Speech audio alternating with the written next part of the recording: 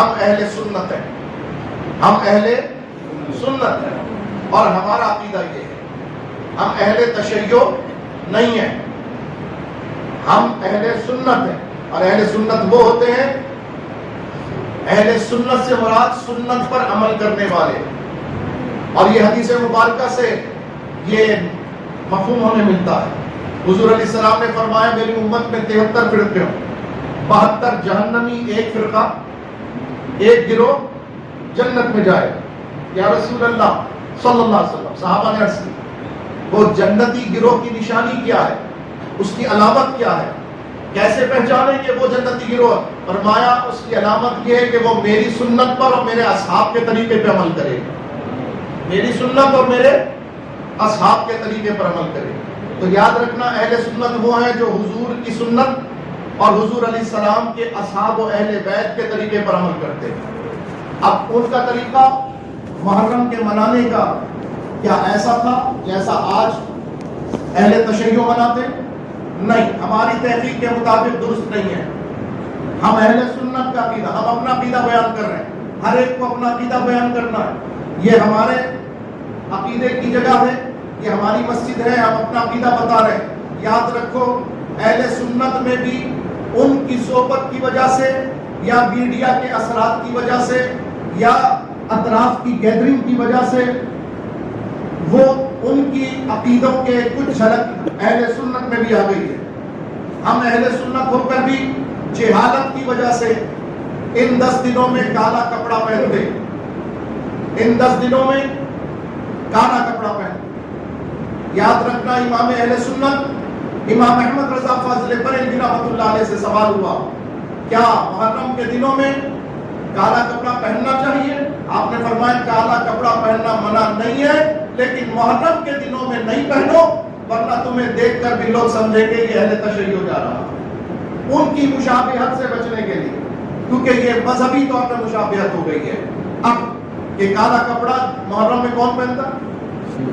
یہ علامت بن گئی نا، تو اس علامت سے ہم نے اپنے آپ کو بچانا۔ اسی طرح ایک جہالت اہل سنت میں یہ آ گئی کہ لوگ بھائی وقت تھوڑا زیادہ ہو رہا ہے لیکن چھٹی کا دن ہے، آپ بیٹھنا پسند کریں گے، بات سننا پسند کریں گے، یہ شرعی مسئلہ سمجھ لیجیے۔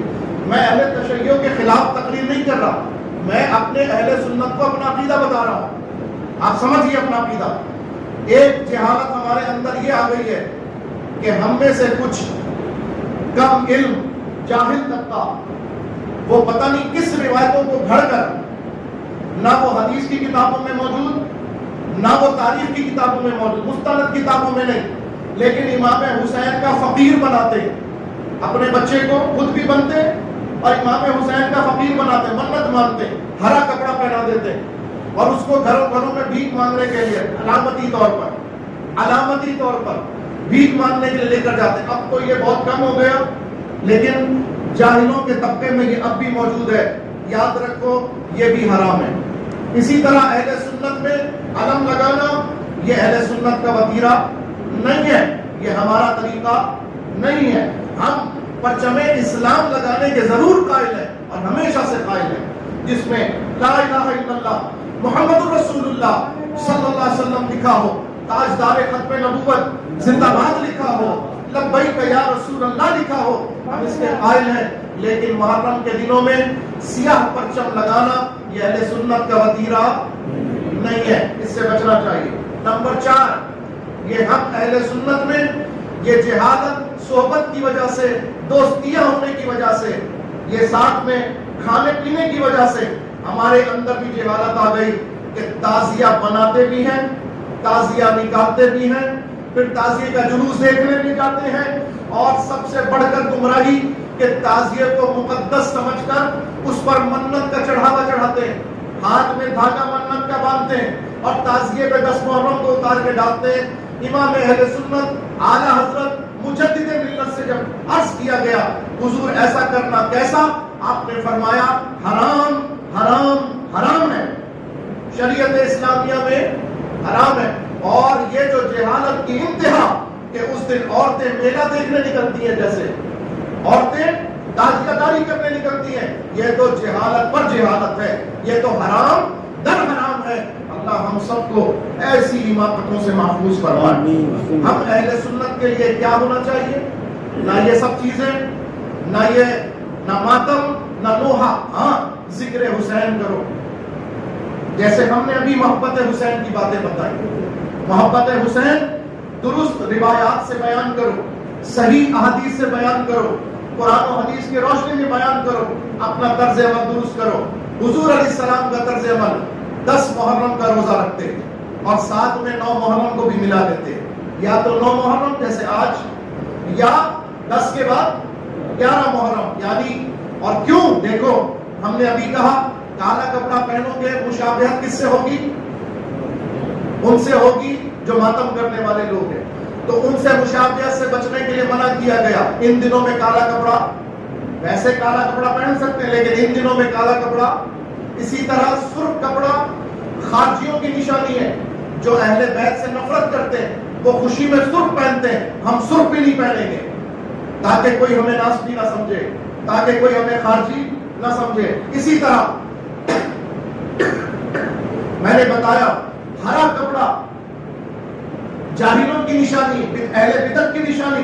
ہم اس سے بھی پرہیز کریں گے. عزیزان گرامی، ہم اہل سنت کو کیا کرنا چاہیے؟ وہ کرنا چاہیے جو میں نے ابھی بتایا. اہل سنت کس کو کہتے ہیں؟ حضور کے طریقے پر چلنے والے، حضور کے صحابہ کے طریقے پر چلنے والے.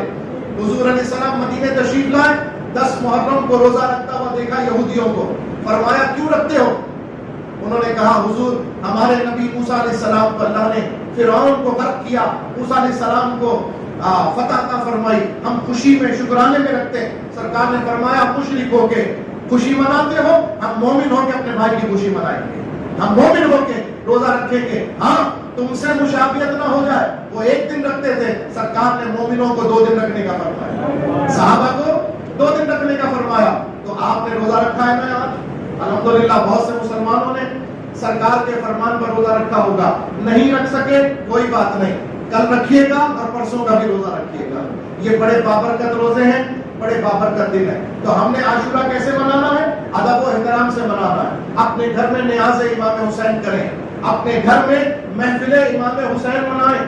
ارے کسی کو باہر سے بلائیں نہ بلائیں، اپنے اہل خانہ کو بٹھائیں، حلال روزی میں سے کچھ پکائیں اور اس کے بعد تھوڑا ان کا ذکر کریں. امام حسین کیسے تھے، امام حسن کیسے، حضور کیسی محبت فرماتے، حضرت بی بی فاطمہ سے کیسی محبت فرماتے. پھر امام حسین نے آخر کیوں یہ اتنا بڑا کارنامہ سر انجام دیا؟ وجہ کیا تھی؟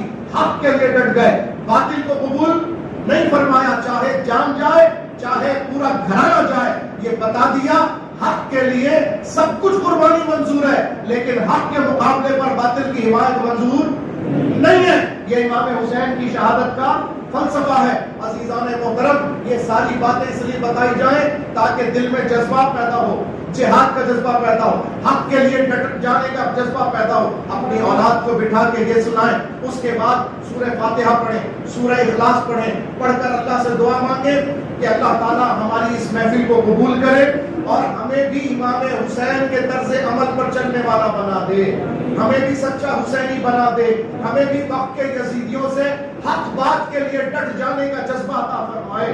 یہ دعا مانگیے. جو بنایا ہے تقسیم کر دیجئے، بچوں میں، گھر والوں میں، خود بھی کھا دیجئے. یہ اہل سنت کا طریقہ ہے. یہ ہمیں